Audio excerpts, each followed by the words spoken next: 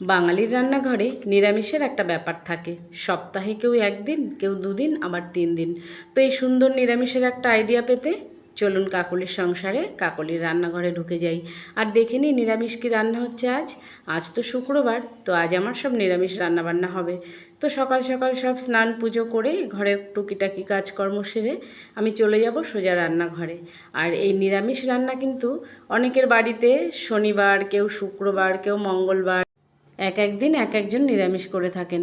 তো ঘরোয়া জিনিস যা থাকে বাজার, তো সেই দিয়ে একটা সুন্দর আইডিয়া তৈরি করা যে কি রান্না করব আর কিভাবে সব রেডি করব।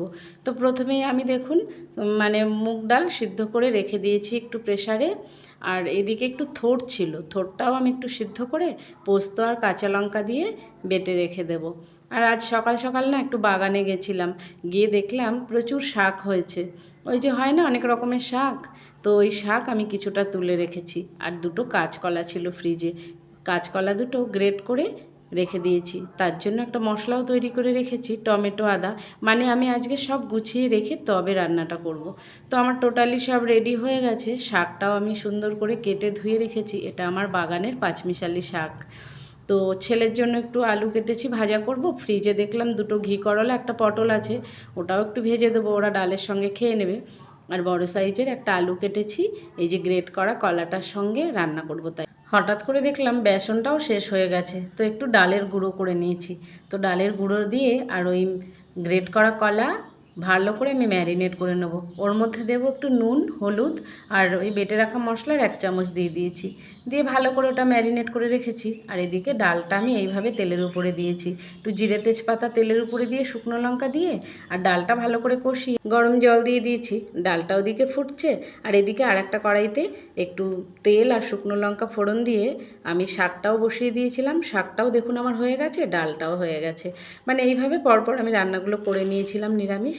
আর ওই থোড়টার জন্য কড়াইতে তেল গরম করে ওর মধ্যে একটু কালো জিরে শুকনো লঙ্কা দিয়ে থোড়টাও আমি ভেজে নামিয়ে নিয়েছি।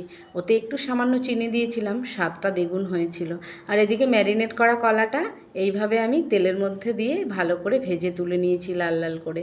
তারপরে ওই তেলের মধ্যেই ডুমো ডুমো করে কেটে রাখা আলুটা একদিকে ভাজতে দেবো, আর একদিকে ছেলের ওই যে একটুখানি ডালের সঙ্গে আলু ভাজা করতে দিয়েছি, দুটোই আমি একসঙ্গে বসিয়ে দিয়েছি। দেখুন একসঙ্গে দুটোই হয়ে যাবে।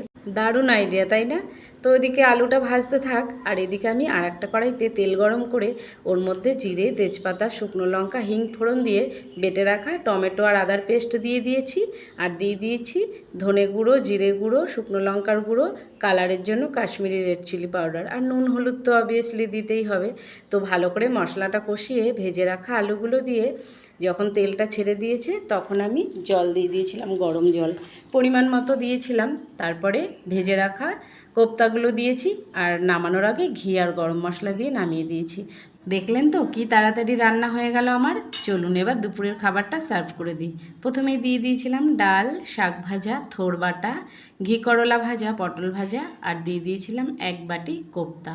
এটা সাজিয়ে মেয়েকে দিয়েছিলাম। মেয়ে তো খাচ্ছিল আর বলছিল, মা আজকে কোপ্তার তরকারিটা দারুণ হয়েছে। তো কেমন ছিল আজকে আমার ব্লগটা অবশ্যই কমেন্ট করে জানাবেন। সবাই সুস্থ থাকবেন, ভালো থাকবেন।